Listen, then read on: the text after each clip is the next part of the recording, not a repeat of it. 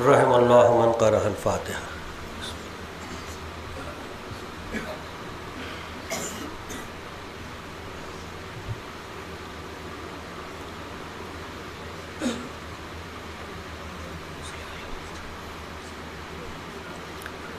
لا حول ولا قوة إلا بالله العلي العظيم۔ أعوذ بالله من الشيطان الرجيم۔ بسم الله الرحمن الرحيم۔ الحمد لله رب العالمين، والصلاة والسلام على سيد الأنبياء والمرسلين وخاتم النبيين سيدنا ومولانا بالقاسم محمد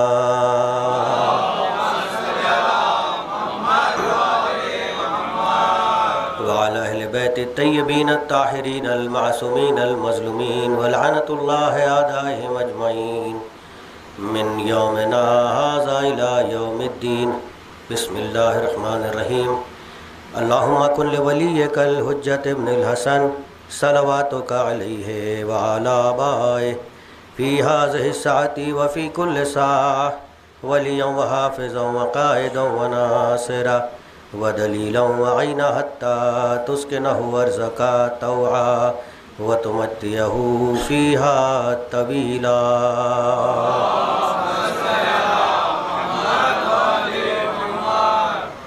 اما بعد فقد قال اللہ تبارک وتعالی فی کتابہ المبین وقولہ الحق۔ بسم اللہ الرحمن الرحیم۔ قل لا اسألكم اجرا علیہ اجرا الا المودۃ فی القربى۔ صلوات پڑھ دیں۔ اللہم صل علی محمد و آل محمد۔ عزیزان گرامی، آپ سبھی سے معروضہ ہے کہ ایک مرتبہ سورہ فاتحہ اور 3 مرتبہ سورہ اخلاص کی تلاوت فرما کر مرحومہ زینب بیگم بنت حیدر علی خان، مرحومہ کاظم بیگم بنت اکبر علی خان، مرحوم نواب فخر الملک بہادر، مرحوم سید عسکری حسین جعفری ابن علی اکبر علی خان، ان تمام کی ارواح کو اور جملہ ارواح مومنین کو ایصال فرما دیں۔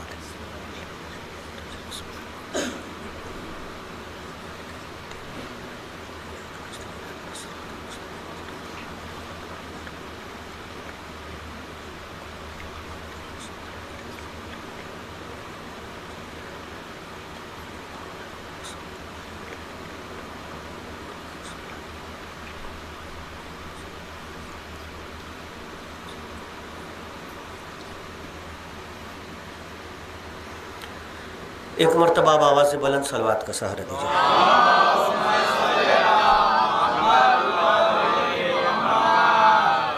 ارباب اعضاء، جس آیہ کریمہ کی تلاوت کا شرف حاصل کیا ہے خاکسار نے، قرآن مجید کا 42واں سورہ، سورہ شورا کی آیت نمبر 23، جسے آیت مودت بھی کہا جاتا ہے، کہ پروردگار ارشاد فرما رہا ہے سرکار ختم مرتبت صلی اللہ علیہ وآلہ وسلم،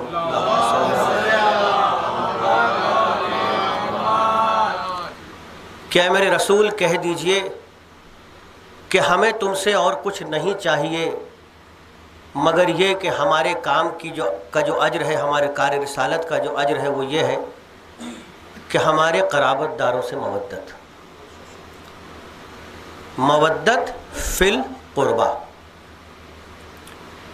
یہ آیت بہت ہی مشہور و معروف آیت ہے، اس لیے کہ اس پر عالم اسلام میں تمام فرقوں نے گفتگو کی اور تمام فرقے عالم اسلام میں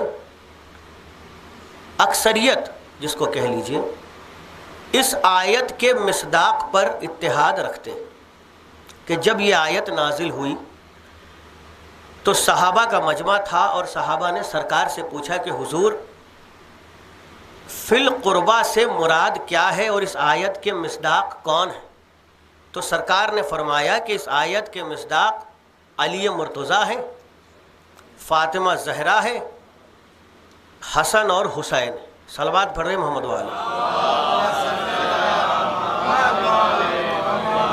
تو اس میں کوئی شک اور شبہ نہیں ہے کہ اس آیت کے مصداق پنجتن پانچ ہیں، اہل بیت ہیں، مگر جیسے جیسے زمانہ آگے بڑھتا چلا گیا خود سرکار دو عالم کی حیات طیبہ میں اختلافات پیدا ہونے لگ گئے، اور سرکار کی حیات طیبہ کے بعد تب سے لے کر اب تک چند اختلافات بغض اہل بیت میں، بغض علی میں پیدا ہونا شروع ہو گئے۔ ان اختلافات میں سے جو ایسے اختلافات ہیں جن پر غور و فکر کرنے کی ضرورت ہے، وہ اختلافات یہ ہیں کہ پہلا اختلاف ایسا ہے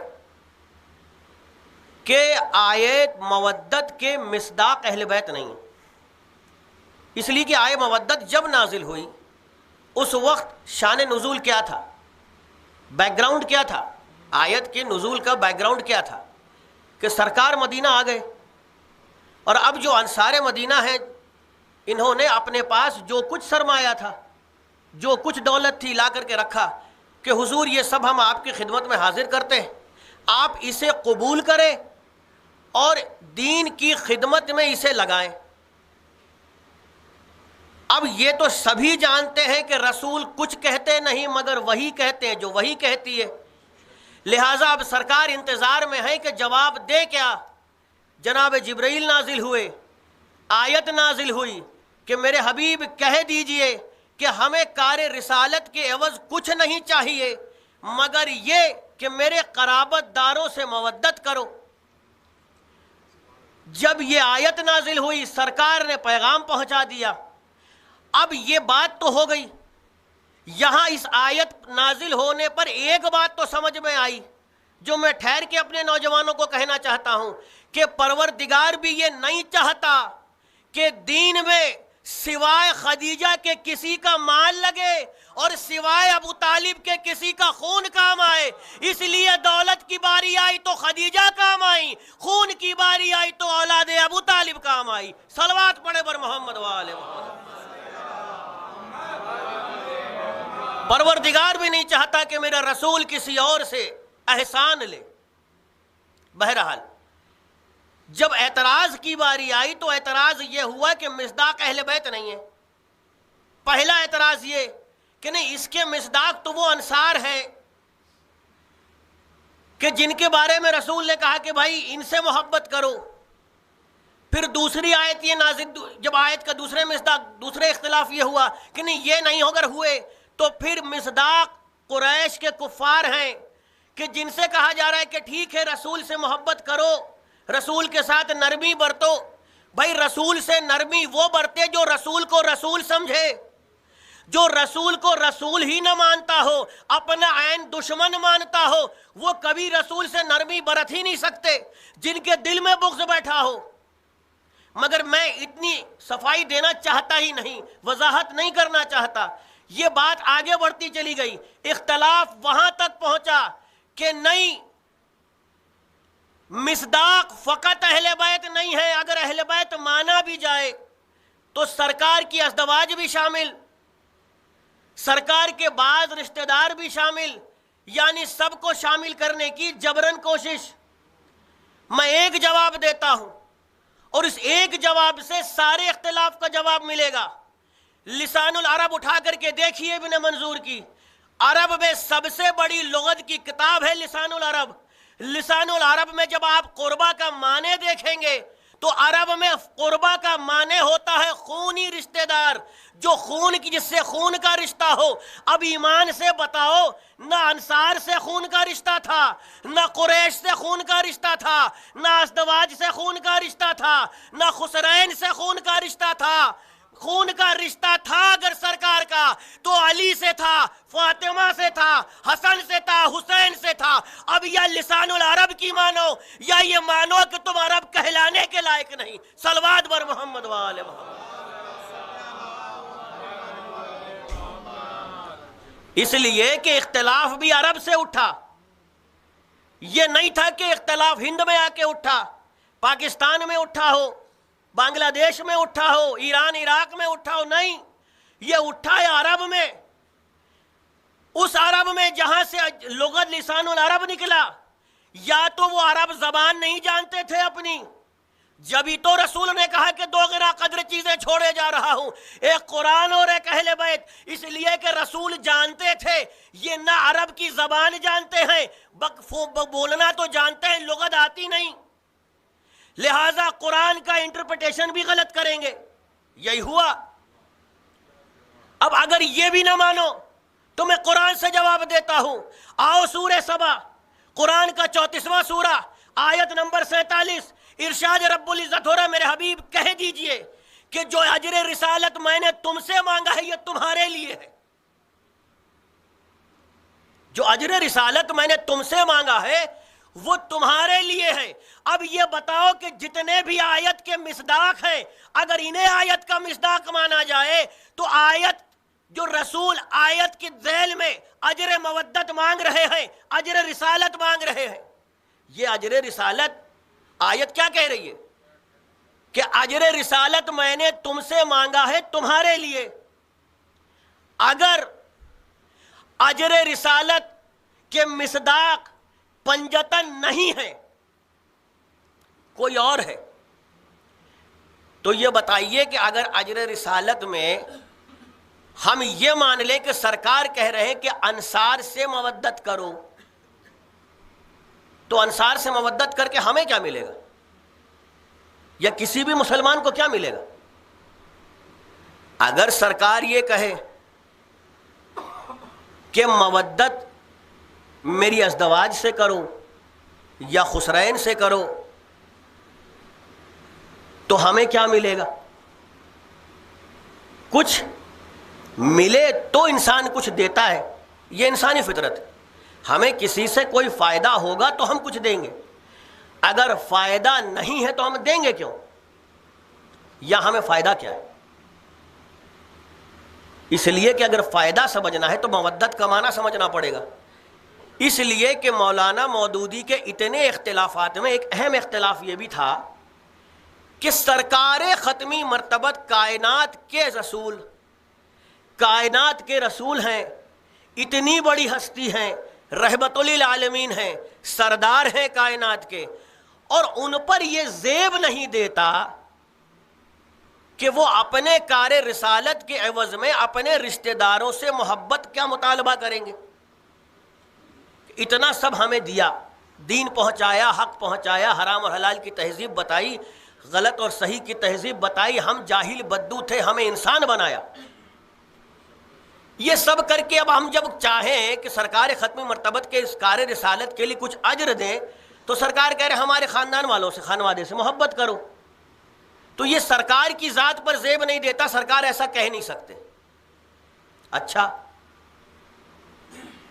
اگر یہ مسئلہ ہے تو ابھی جو میں نے آیت پڑھی ہے قرآن کی، سورہ سبا آیت نمبر 47، یہ بتائیے مودودی صاحب، اگر سرکار کا مطلب یہ ہے کہ ہمارے کار رسالت کے اجر کے عوض، کار رسالت جو کیا ہم نے تم تک، جو دین پہنچایا، اس کے عوض اجر یہ دو کہ ہمارے رشتہ داروں سے محبت کرو، اور محبت کا معنی آپ یہ سمجھتے ہیں کہ سرکار یہ چاہ رہے ہیں کہ ہم سرکار کی خدمت کے بجائے سرکار کے رشتہ داروں کی خدمت میں تحفے اور تحائف پیش کرتے رہیں، دولت کا پہاڑ لگاتے رہیں، وہ دولت ایکسپٹ کرتے رہیں، تحفے اور تحائف ایکسپٹ کرتے رہیں۔ اگر آپ یہ سمجھ رہے ہیں تو آپ کی سوچ پر مجھے حیرت ہوتی ہے، اس لیے کہ سرکار نے قرآن میں خود کہا خدا کے حکم سے کہ جو اجر رسالت میں نے تم سے مانگا ہے یہ تمہارے لیے ہے۔ یہ بتائیے اگر دولت دیں گے رسول کے رشتہ داروں کو تو دولت تو جا رہی ہے، آ کیا رہا ہے؟ تحفے جو دے رہے ہیں تو مال جا رہا ہے، آ کیا رہا ہے؟ تمہارے لیے ہے یہ اجر جو میں نے مانگا۔ اس کا مطلب یہ ہے کہ جو ہم دیں اس سے کہیں زیادہ پلٹ کے ہمارے پاس آئے۔ تو اب اس فلسفے کو سمجھنے کے لیے مودت کو سمجھنا پڑے گا، اور آئے مودت کے مصداق کو بھی سمجھنے کے لیے مودت سمجھنا پڑے گا۔ دیکھیے دو چیز ہے، ایک ہے مودت اور ایک محبت۔ محبت اور مودت دو بالکل ڈیفرنٹ چیزیں۔ محبت میں مثال کے طور پہ میں ہوں، میں نے پہلے بھی ایک مثال دی تھی، میں ہوں اور میرا فرزند، میں اس سے محبت کرتا ہوں، یہ مجھ سے محبت کرتا ہے۔ اب میں نے کوئی بات اسے کی، بیٹا ایسا نہ کرو، اس کے خیال کے مطابق، اس کی عمر کے مطابق بات اسے سمجھ میں نہیں آئی، تو یہ مجھ سے پلٹ کے سوال کر سکتا ہے، بابا آپ نے ایسا کیوں کہا، ایسا نہیں کہنا تھا آپ کو، میں نے ایسا نہیں کیا۔ یہ صفائی بھی دے گا، یہ پلٹ کے مجھ سے بات بھی کرے گا، پھر تبادلہ خیال ہوگا۔ جب تبادلہ خیال ہوگا تو ہو سکتا ہے کہ یہ بحث کرے مجھ سے۔ اب باپ کی اطاعت اور باپ کی تعظیم تو چلی گئی، یہ مجھ سے بحث کر رہا ہے، میں اس سے بحث کر رہا ہوں، اور آخر میں جب بات سولو ہوگی، بات ختم ہوگی، تب تک بہت کچھ ہو چکا ہوگا۔ یہ الگ بات ہے کہ محبت کے تقاضے میں میں اسے معاف کر دوں، یہ میرے گلے لگ جائے۔ پتہ یہ چلا کہ جب محبت ہوتی ہے تو محبت کرنے والا اور جس کی محبت ہو رہی ہے دونوں اپنے آپ کو برابر سمجھتے ہیں۔ جب دونوں برابر سمجھتے ہیں تو کسی بھی موضوع پر تبادلہ خیال بھی ہو سکتا ہے، بحث و مباحثہ بھی ہو سکتا ہے، اختلاف بھی ہو سکتا ہے۔ محبت میں اختلاف ہو سکتا ہے، مودت میں نہیں ہو سکتا، اس لیے مودت کے لیے شرط تعظیم اور اطاعت ہے۔ مودت کے لیے شرط ہی تعظیم اور اطاعت ہے۔ رسول نے کہا مودت کرو، یہ نہیں کہا محبت کرو۔ اور تعظیم اور اطاعت کا مطلب یہ ہے کہ جس کی مودت ہو تمہارے دل میں، جس سے مودت کر رہے ہو، اس کا احترام بھی ہو تمہارے دل میں۔ اور ایک بار اگر وہ کہہ دے کہ بھیا عباس تلوار بے نیام نہیں کرنا، تمہیں جنگ نہیں کرنی ہے، تو عباس جیسا غازی بھی پیشانی پہ شکن نہ آئے۔ اسے کہتے ہیں اطاعت، اور مودت میں اطاعت اور تعظیم دونوں شامل ہے۔ رسول نے اپنی بیٹی کی تعظیم کر کے بتایا کہ دیکھو جب رسالت عصمت کی تعظیم میں کھڑی ہو سکتی ہے تو تم جو رسالت کے قدموں کی دھول ہو، تمہارے لیے کتنا ضروری ہوگا کہ جن سے مودت کا مطالبہ ہے ان کی تعظیم تم کیسے کرو۔ صلوات بڑے بر محمد وآل محمد۔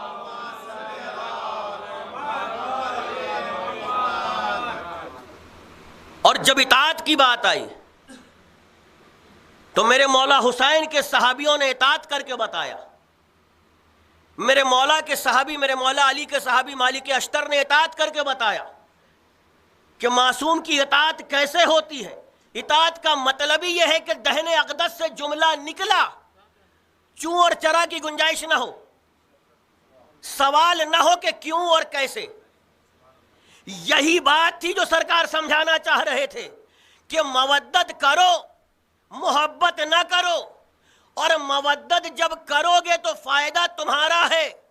کیسے تمہارا فائدہ ہے؟ دنیا کی مثال دیتا چلوں، ہم سب کبھی نہ کبھی مدرسے اور اسکول تو گئے ہیں، اور آج ہمارے بچے بھی جا رہے ہیں۔ دستور کیا ہوتا ہے جب اسکول میں داخلے کے لیے جاتے ہیں؟ پہلے جو اسکول کا پرنسپل ہے، کسی بھی ایجوکیشنل انسٹیٹیوشن کو چلانے کے لیے 3 چیزوں کی ضرورت ہے۔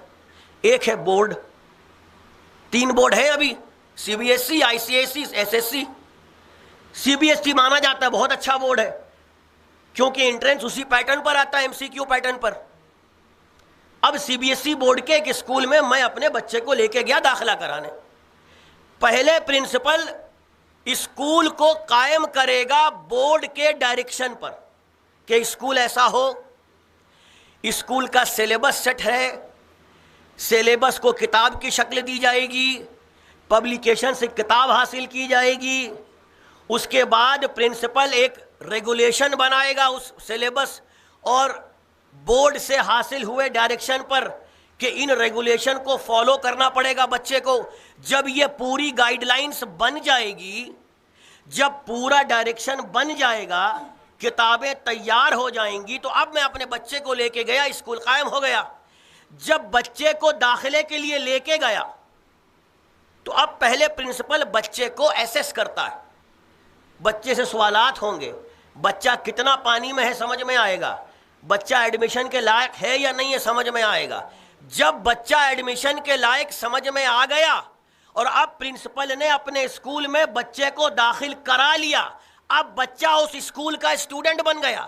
اب آخری کام کیا کرتا ہے؟ جب اسٹوڈنٹ بن جاتا ہے، یونیفارم پہن لیتا ہے، کتابیں لے لیتا ہے، تو اب پرنسپل بچے کا ہاتھ پکڑ کے کلاس میں لے جاتا ہے۔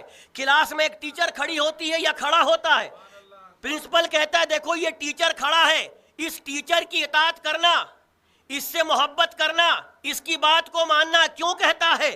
صرف یہ نہیں کہتا کہ محبت کرو، کہتا ہے محبت بھی کرو، تعظیم بھی کرو، اطاعت بھی کرو، اس لیے کہ جب محبت کرو گے تو ٹیچر کا پڑھانا اچھا لگے گا، جب تعظیم اور اطاعت کرو گے تو ٹیچر غلط چیزوں سے روکے گی یا روکے گا تو مان جاؤ گے، تو جتنا اطاعت اور مودت تمہارے دل میں بڑھتی چلی جائے گی، ٹیچر کی بات سن کے تربیت یافتہ بنتے چلے جاؤ گے۔ اب سورہ سبا آیت نمبر 47 کا مفہوم سمجھ لیجئے کہ بورڈ ہے پروردگار کا پوری شریعت۔ سرکار نے پرنسپل بن کے مسلمان کو داخل کیا، کہا کہ دیکھو یہ میرے اہل قربا ہے، یہ میرے قرابت دار ہے پنجتن اور ان کی آل ہے، ان کو اطاعت کرتے چلے جاؤ، مودت کرتے چلے جاؤ، خود تم تیار ہو جاؤ گے، تمہارا کردار تیار ہو جائے گا۔ صلوات پڑھے بر محمد والے۔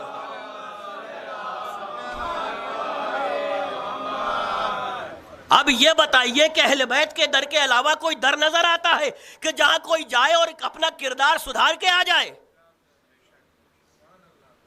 سورہ سبا آیت نمبر 47 کا مفہوم ہی یہی ہے کہ سرکار فرما رہے ہیں ہم نے مودت کے لیے تم کو حکم ہی سے لیے دیا کہ میرے بعد غافل نہ ہو جانا۔ یہی تو وجہ ہے کہ آیت کے ذریعے بھی پیغام پہنچایا، اور ادھر حدیث ثقلین اور حدیث سفینہ کہ دو گراں قدر چیزیں چھوڑے جا رہا ہوں، قرآن اور اہل بیت۔ ادھر کہا کہ میرے اہل بیت کی مثال کشتی نوح کے جیسی ہے، جو سوار ہو گیا فلاح پا گیا، جو نہیں سوار ہو پایا غرق ہو گیا۔ اب تو سمجھ لیجئے کہ اہل بیت سے مودت کا حکم اس لیے سرکار نے نہیں دیا تھا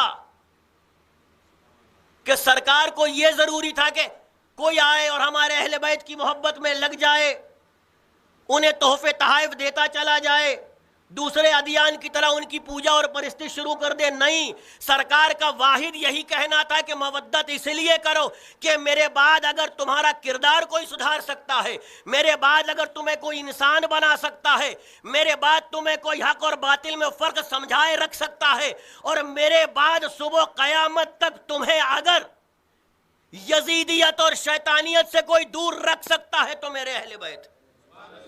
صلوات پڑھے بر محمد وآل محمد۔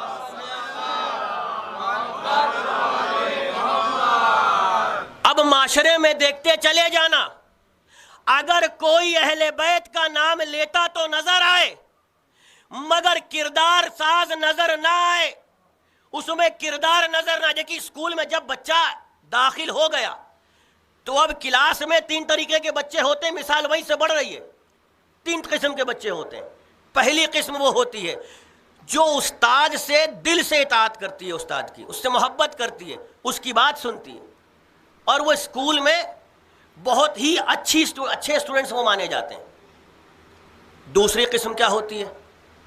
دوسری قسم یہ ہوتی ہے کہ وہ جو بچے ہوتے ہیں وہ چاپلوس ہوتے ہیں، استاد کے آزو بازو تو منڈراتے ہیں بھورے کی طرح، مگر جب استاد یہ کہے کہ پڑھ لو تو نہ، کوئی بات نہیں ہے، ایگزام کے دن استاد کو تھوڑا بہت ٹافی چاکلیٹ کھلا دیں گے، کچھ تحفے تحائف دے دیں گے، استاد کے بچوں کو جا کے کچھ ٹافی دے دیں گے تو استاد ہمیں گریس مارکس دے کے پاس کر دیں گے۔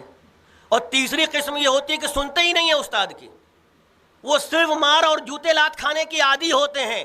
اب سمجھے کہ ایک قسم جو جوتے لات کھانے کی عادی ہوتی ہے، بچپن سے کبھی علی کی گٹھلیوں سے مار کھاتے نظر آئے، کبھی تماچا پڑا تو منہ ٹیڑھا نظر آیا، کبھی جنگوں میں نسلیں کی نسلیں برباد ہوتی نظر آئیں، یہ وہ قسم تھی جو سنتی نہیں تھی، آج تک نہیں سنتی ہے۔ آج بھی یزید کو کیا کہہ رہا ہوں میں؟ دوسری قسم وہ ہے جو اہل بیت کا نام لیوا تو ہے مگر اہل بیت کی نہیں سنتی، جو اجر مودت میں رسول نے مانگا تھا وہ دے نہیں رہی، حق کے رسالت تو ادا کرنے کے لیے بڑھ گئی، حق کے مودت نہیں ادا ہو رہا۔ اہل بیت کی بات تو ہو رہی ہے ذکر بھی اہل بیت کا ہو رہا ہے، مگر اہل بیت کے مقصد کو دھڑلے سے پامال کیا جا رہا ہے۔ تیسری قسم بہت لیمیٹڈ ہے، اور یہ تیسری قسم جب بھی حق کا پیغام دینے کی کوشش کرتی ہے، اسے اغیار بتا کے دبا دیا جاتا ہے، اس لیے کہ تعداد اکثریت ان کی ہے جو اہل بیت کا ذکر تو کر رہے ہیں مگر اہل بیت کے مقصد کو نہیں سمجھ رہے۔ آخری مرحلے پہ آ گیا ہوں، اس کے بعد مصائب پہ جا رہا ہوں میں۔ اتنا سمجھ لیجئے کہ انسان کا وجود دو چیزوں سے، ایک مثال دے رہا ہوں، زندگی بھر میرے بچے اس کو یاد رکھیں۔ انسان کا وجود دو چیزوں پر مشتمل، ایک یہ جسم اور ایک روح۔ یہ جسم اور یہ روح دونوں اس دنیا میں بھی ضروری ہے، آخرت میں بھی، اور میں قرآن کی روشنی میں ثابت کر رہا ہوں۔ جب تک اس دنیا میں کوئی زندہ ہے یہ نہیں کہہ سکتا کہ فقط جسم کے سہارے جیے گا یا فقط روح کے سہارے جیے گا۔ اس دنیا میں جینے کے لیے اور اس دنیا کے لطف کو محسوس کرنے کے لیے، اس لطف سے محظوظ ہونے کے لیے جسم اور روح دونوں کا ہونا ضروری ہے، تبھی وہ زندہ کہلائے گا۔ اور جب موت واقع ہو جاتی ہے تو یہی جسم قبر میں، اسی جسم میں روح ڈال کے وہ اٹھایا جاتا ہے۔ جس جسم سے زندگی میں اس نے عمل کیا ہے، اس کی روح کو مرنے کے بعد جسم سے ہوئے عمل کی جزا اور سزا ملتی ہے۔ یہی وہ روح ہے اور یہی وہ جسم ہے۔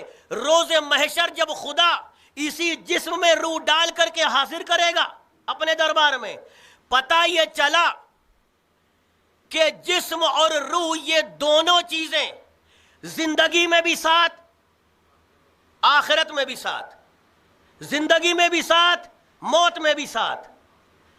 جسم اور روح کو الگ کیا ہی نہیں جا سکتا، نہ زندگی میں نہ زندگی کے بعد۔ اب سمجھ لیجئے کہ ایمان کا وجود دو چیزوں پر ہے، عزائے حسین، مقصد حسین۔ عزائے حسین ایمان کی روح ہے، مقصد حسین ایمان کا جسم ہے۔ عزا کو مقصد سے الگ نہیں کیا جا سکتا، مقصد کو عزا سے الگ نہیں کیا جا سکتا۔ اس لیے سمجھ لیجئے اس بات کو بہت زور سے، بہت اچھے سے اس بات کو سمجھ لیجئے کہ نہ عزا حسین کے مقصد سے الگ ہو سکتی ہے، نہ مقصد حسین کی عزا سے الگ ہو سکتا ہے، نہ تعلیمات اہل بیت کی مودت سے الگ ہو سکتی ہے، نہ ذکر اہل بیت تعلیمات سے جدا ہو سکتا ہے۔ اس لیے کہ جہاں جہاں ذکر ہوگا وہاں وہاں عبادت ہوگی، وہاں وہاں تعلیمات پھیلائی جانی چاہیے۔ اب کوئی اگر یہ سوچے کہ ذکر کر کے فلاح پا جائیں گے، عمل کی ضرورت نہیں ہے، تعلیمات کو عام کرنے کی ضرورت نہیں ہے، تو اسے 8ویں امام کی حدیث یاد کر لینا چاہیے۔ آخری جملہ، اس کے بعد مصائب۔ صلوات پڑھے پر محمد والے محمد۔ 8ویں امام نے ارشاد فرمایا اپنے ایک صحابی سے، کیا تم مجلس حسین اپنے یہاں برپا کرتے ہو؟ کہا جی ہاں میں برپا کرتا ہوں۔ کہا مجلس حسین میں میرے اور میرے جد کے امور کو زندہ کیا کرو۔ اس کا مطلب کیا ہے؟ امور کو زندہ کرنے کا مطلب یہ ہے کہ تعلیمات اہل بیت کا بیان کیا جائے۔ جب بیان کیا جائے تو نوجوان اسے سن کر کے آگے عمل میں لائیں۔ یہ نہ کہیں کہ نماز کی قضا نہیں، نماز کی تو قضا ہے، روزے کی تو قضا ہے، فلاں عمل کی تو قضا ہے، بعد میں پڑھ لیں گے۔ نہیں، نماز ہر وقت، نماز بر وقت، عزاداری ہر وقت۔ نہ عزا سے منہ موڑیے، نہ نماز سے منہ موڑیے، نہ عزا سے منہ موڑیے، نہ کسی اور واجبات سے منہ موڑیے۔ تعلیمات اہل بیت پر اس طریقے سے گامزن رہیے کہ کوئی باہر جب نکلے تو کوئی یہ نہ کہے کہ نقی حسین جا رہا ہے، یہ کہے کہ علی کا شیعہ جا رہا ہے، یہ کہے کہ حسین کا عزادار جا رہا ہے۔ حسین کے عزادار کی سیرت یہ ہونی چاہیے۔ یہی وجہ ہے کہ میرے مولا حسین نے جب قیام کیا تھا تو میرے مولا حسین نے ایک ہی جملہ کہا تھا کہ میں اپنے ذاتی فساد کے بنا پر قیام نہیں کر رہا ہوں، نہ اس قیام کے پیچھے میرا کوئی ذاتی مقصد ہے، میں قیام ہی اس لیے کر رہا ہوں کہ اپنے نانا کی امت کی اصلاح کر سکوں، میں اپنے نانا کی امت کو اپنے نانا اور اپنے بابا کے نقش قدم پر چلا سکوں۔ جو حسین قیام ہی اس نیت سے کرے کہ نانا کی امت کی اصلاح ہو، آج اگر مودت اہل بیت کا سہارا لے کر ہم اپنے آپ کی اصلاح کرنا چھوڑ دیں، اپنے معاشرے کی اصلاح کرنا چھوڑ دیں، اگر کردار سازی کرنا چھوڑ دیں، تو پھر یہ حسین سے غداری ہے، اپنے آپ سے بھی نہیں، حسین سے غداری۔ اور یہ یاد رکھیے کہ مولا حسین سے کی ہوئی غداری کا جواب مادر حسین کو دینا پڑے گا۔ اس لیے کہ حسین کے نام لیوا تو مدینے میں بھی بہت تھے، کوفے میں بھی بہت تھے۔ یہ بتائیے کہ کربلا پہنچے کتنے؟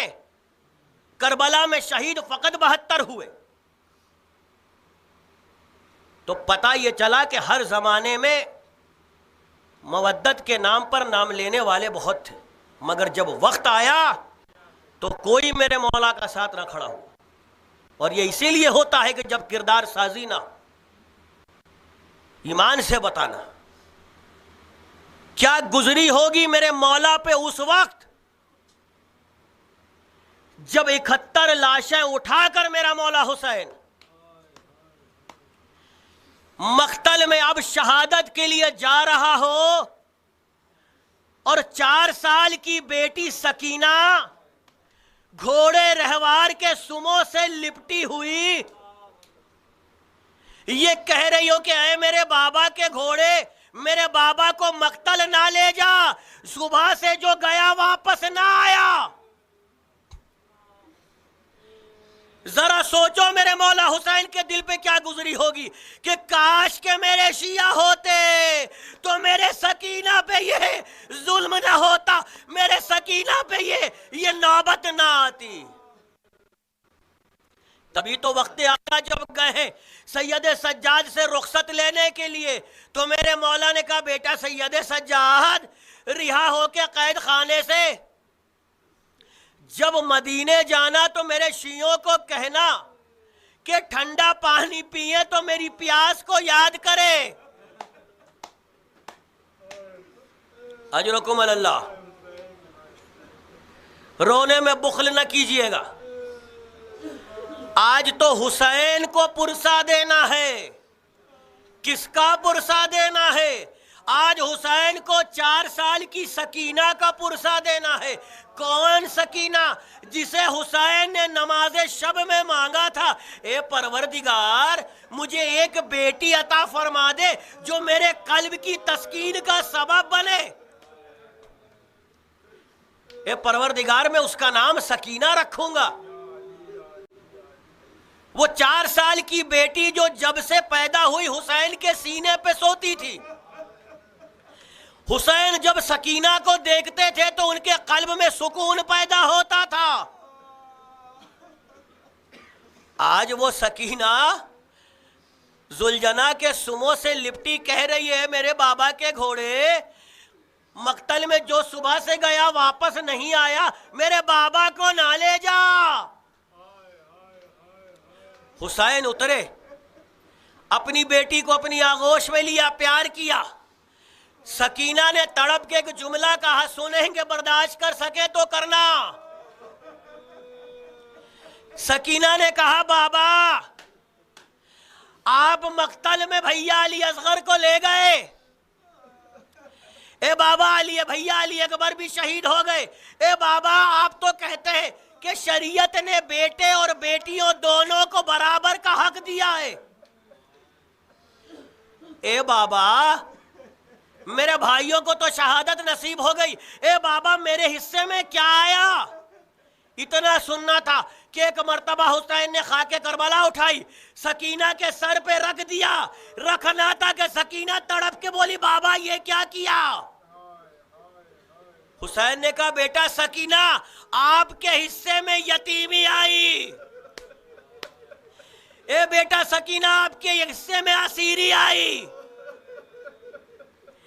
اے بیٹا سکینہ آپ کے حصے میں بازوؤں پہ رسیاں باندھ کے۔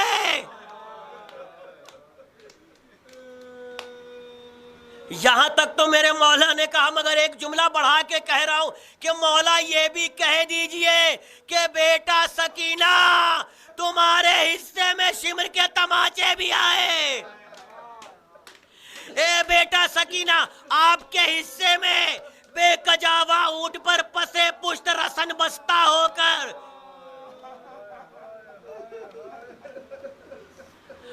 ہاں عزادارو، آپ نے کبھی سنا ہے کہ 4 سال کے بچے بھی بے ہوش ہوتے ہیں؟ سوگنامہ آل محمد میں آیت اللہ اجتہادی فرماتے ہیں کہ سکینہ بے ہوش ہو گئی شام غریبہ، میں نہیں جانتا کہ میری شہزادی کو شمر نے کتنے تماچے مارے، اتنے تماچے مارے کہ میری شہزادی بے ہوش ہو گئی۔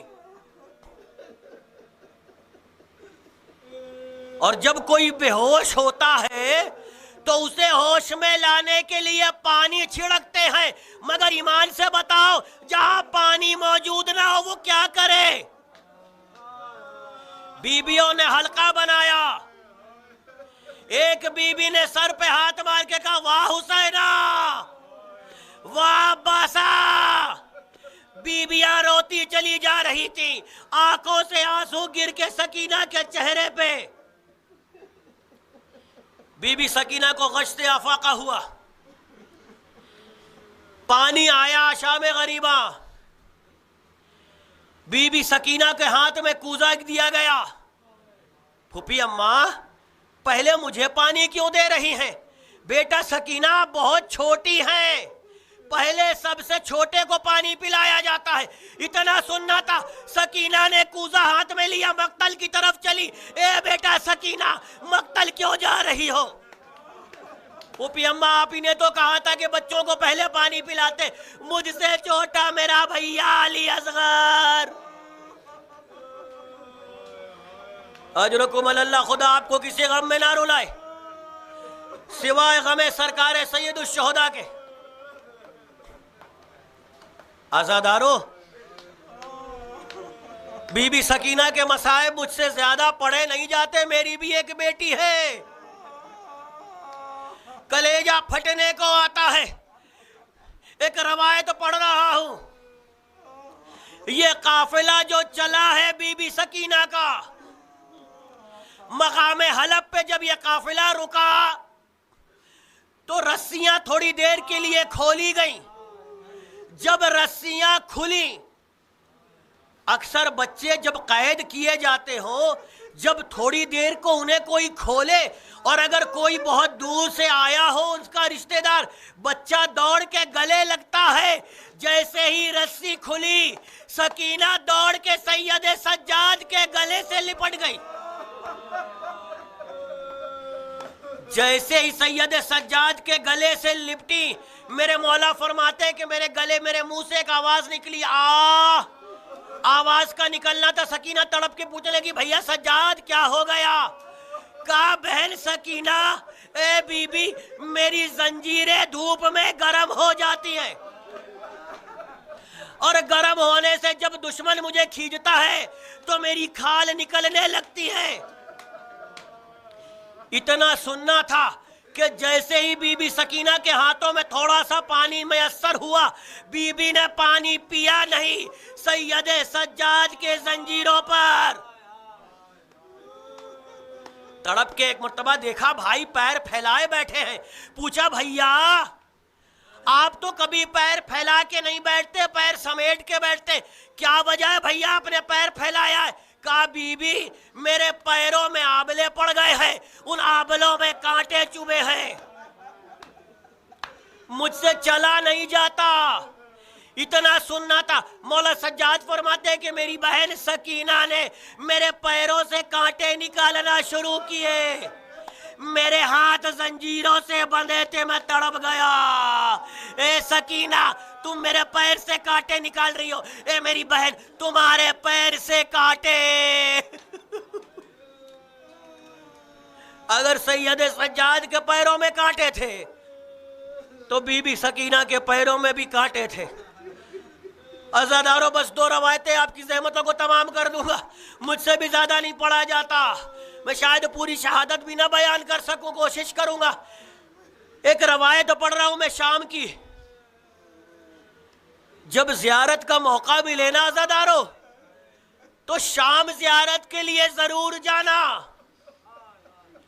اور اس زندان کو ضرور دیکھنا جس زندان میں شہزادی کی شہادت واقع ہوئی۔ اجرکم علی اللہ۔ آخری دو روایتیں پیش کر رہا ہوں، گریہ میں بخل نہ کرنا میرے عزیزو، اے میرے مولا کے عزادارو۔ آج سے 100 سال پہلے کا واقعہ بیان کر رہا ہوں۔ شام میں ایک عالم دین رہا کرتے تھے جن کا نام تھا سید ابراہیم دمشقی۔ عالم دین کی 4 بیٹیاں تھیں۔ ایک روز ایک بیٹی کے خواب میں 4 سال کی بچی آئی، کہتی ہے اے بی بی اپنے باپ سے کہنا کہ میرے قبر میں پانی بھر گیا ہے، میرے قبر کی مرمت کرا دے۔ وہ بچی صبح بیدار ہوئی، اپنے باپ کے پاس گئی، سید ابراہیم دمشقی کے پاس، کہا بابا یہ خواب دیکھا ہے۔ کہا بیٹا ایسا خواب کسی کو بتاتے نہیں ہیں، کسی کو نہ بتانا۔ انہیں لگا شاید بچی ہے، غفلت میں کہہ رہی ہے۔ دوسرے دن دوسری بیٹی کے خواب میں، تیسرے دن تیسری بیٹی کے خواب میں، چوتھے دن چوتھی بیٹی کے خواب میں، چاروں دن 4 بیٹیوں کے خواب میں شہزادی آئیں، فرما رہی ہے کہ میرے قبر میں پانی بھر گیا ہے، قبر کی مرمت کرو۔ مگر سید ابراہیم دمشقی مان نہیں رہے تھے۔ 5ویں دن سید ابراہیم دمشقی کے خواب میں بی بی آئی، خواب میں آ کے کہتی ہے سید 4 دن تمہاری بیٹیوں کے خواب میں آئی میں، میرے قبر میں پانی بھر گیا ہے، قبر کی مرمت کرا دو۔ اتنا سننا تھا۔ سید ابراہیم دمشقی بہت بڑے عالم تھے، بیدار ہوئے، خواب سے تمام شام کے علماء کو اکٹھا کیا، کہا یہ خواب دیکھا ہے، کیا کیا جائے؟ کہا نہیں، اب جب حکم آیا ہے تو قبر کھلوائی جائے۔ مزدور بلائے گئے، کہا کہ تمہیں فقط قبر کھودنا ہے، جب کفن محسوس ہو تو فوراً ہٹ جانا۔ قبر کھودتے کھودتے ایک مزدور نے کہا آغا کفن محسوس ہو رہا ہے۔ کہا ہٹ جاؤ، سید زادی کی قبر ہے، میرے مولا کی شہزادی کی۔ سب ہٹ گئے، جتنے نامحرم تھے سب ہٹ گئے۔ سید ابراہیم دمشقی کہتے میں قبر میں اترا، اب جو جملہ کہنے جا رہا ہوں سنبھال سکو تو سنبھال لے جاؤ۔ سید ابراہیم دمشقی اترے، قبر کو کھولا، اب جو دیکھا تو سر کو پیٹ لیا۔ پہلا جملہ یہ کہا کہ سنو، آج سے یہ روایت نہ پڑھنا کہ شہزادی کو کفن دیا گیا یا غسالہ آئی، میں نے بی بی کو سید سجاد کے کرتے میں دیکھا۔ اور کہتے ہیں کہ جب میں نے بی بی کو دیکھا، بی بی کے رخساروں پہ تماچوں کے نشان، بی بی کے کان سے گوشوارے چھیننے کے نشان بالکل تر و تازہ، بی بی کے ہاتھوں پہ رسیوں کے نشان۔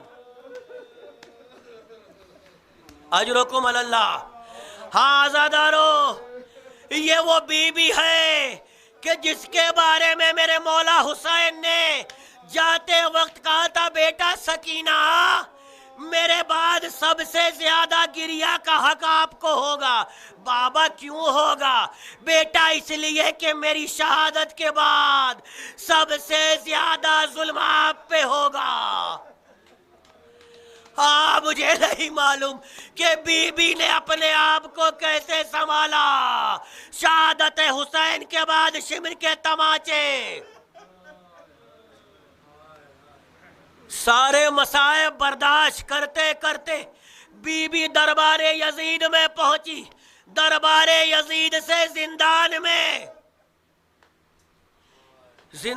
میں بی بی موجود تھی، اور بی بی کے پیاس کا عالم سنیے گا، بس آخری روایت ہے۔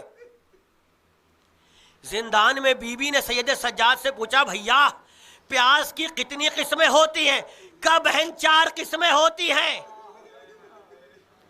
پہلی قسم وہ ہوتی ہے کہ جب آنکھ کے آگے اندھیرا چھانے لگ جائے پیاس کی وجہ سے اور حلق میں کانٹے پڑ جائیں۔ کہا ہاں بھیا مجھے یاد ہے، میرے بھیا قاسم کی حالت ایسی تھی۔ کہا دوسری قسم وہ ہوتی ہے کہ جو مثل تلظہ کی ہوتی ہے۔ ایسی قسم میں پیاس کے مارے انسان حرکت نہیں کرتا، بس اپنا منہ مچھلی کے گلپھڑے کی طرح کھولے لیٹا رہتا ہے۔ کہ میرے بھیا علی اصغر کی حالت ایسے ہی مثل تلظہ تھی۔ کہا تیسری قسم وہ ہوتی ہے بہن سکینہ کہ جس میں انسان کو اپنا ہوش نہیں ہوتا، مارے پیاس کے جسم خشک ہونے لگتا ہے۔ کہا مجھے یاد ہے میرے بھیا علی اکبر کی حالت مارے پیاس کے تیسری قسم کی تھی۔ کہا بہن سکینہ پیاس کی چوتھی قسم یہ ہے کہ جسم اتنا خشک ہو جاتا ہے کہ ہڈیاں گوشت چھوڑ دیتی ہے۔ کہا بھیا سجاد چوتھی قسم میری ہے، پیاس نے میرے جسم کو خشک کر دیا۔ وہ وقت بھی آیا جب ایک رات بی بی سکینہ، شہادت کی 3 روایتیں میں ایک روایت پیش کر رہا ہوں، بی بی سکینہ نے خواب میں مولا حسین کو دیکھا۔ مولا حسین کو دیکھ کے کہا بابا بابا مجھے اپنے پاس بلا لو بابا، زندان کی سختیاں برداشت نہیں ہوتی۔ اتنا سننا تھا کہ مولا حسین تڑپ گئے، بیٹا سکینہ بہت جلد آپ میرے پاس آنے والی ہے۔ اتنا سننا تھا بی بی سکینہ کی آنکھ سے بے غش سے آنکھ کھلی، جیسے ہی خواب سے افاقہ ہوا دوڑتے ہوئے اپنی ماں کے پاس پہنچی، بی بی رباب کے پاس۔ اماں میرے بابا یہاں کھڑے تھے، کہاں گئے؟ ابھی میں نے اپنے بابا کو خواب میں دیکھا تھا۔ بی بی رباب نے سنا، بی بی زینب سے ذکر کیا، بیویوں نے حلقہ بنایا، بیویاں رونا شروع کر دیا۔ رونے کی آواز جب بلند ہوئی تو یزید کے دربار تک آواز پہنچی۔ یزید ملعون سو رہا تھا، آواز جب آئی تو پوچھتا ہے کس کی آواز آ رہی ہے؟ تو کسی نے کہا کہ قید خانے سے حسین کی یتیمہ کی آواز آ رہی ہے، اپنے بابا کو یاد کر رہی ہے۔ کہا ایک کام کر، سکینہ کے پاس اس کے بابا کا سر بھیج دے۔ سر آیا، کیسے آیا؟ ایک تش میں سر رکھا گیا، سر کے اوپر کپڑا ڈالا گیا، ساتھ میں ایک مشال تھی۔ جب زندان میں سر آتا دکھا، بی بی سکینہ نے دور سے کہا نہ مجھے کچھ کھانا ہے نہ پینا ہے، مجھے میرے بابا کے پاس جانا ہے۔ اتنا سننا تھا کہ تش لانے والے نے سر سے تش سے نقاب ہٹائی، پردہ ہٹایا، کپڑا ہٹایا۔ جیسے ہی کپڑے کا ہٹنا تھا حسین کا سر دکھا۔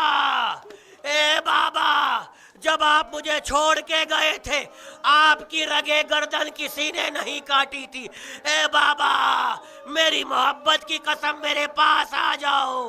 حسین کا سر اٹھا، سکینہ کے پاس پہنچا، رخسارے سے رخسارہ ملایا، بابا کر کے سکینہ زمین پہ گری، ادھر سکینہ گری۔ چوتھے امام نے کہا انا للہ و انا الیہ راجعون۔ پھوپھی اماں میری بہن چلی گئی۔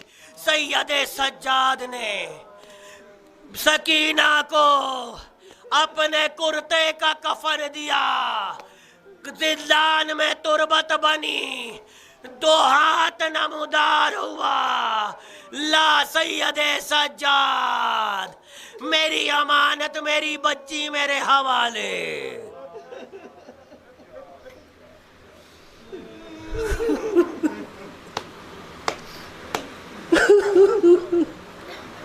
پروردگار ہماری اس مختصر سی عبادت کو قبول فرما۔ پروردگار تمام مومنین جو اس وقت موجود ہے، پروردگار جو کوئی بھی مجلسیں سن رہے، پروردگار ان سب پر اپنی رحمتیں نازل فرما۔ اے پروردگار تمام مومنین، تمام شیعان حیدر کرار کو قبر زیارت امام حسین، قبر زیارت مولا عباس، شام، کاظمین، سامرہ، مشہد کی زیارتوں سے مشرف فرما۔ اے پروردگار تو رحیم ہے، تو کریم ہے۔ اے میرے پالنے والے ہماری آوازوں پر ہمارے حضرت حجت کے ظہور میں تعجیل فرما، ہم سب کو ان کے اعوان و انصار میں شمار فرما۔ ربنا تقبل منا انک انت السمیع العلیم۔ ماتم حسین۔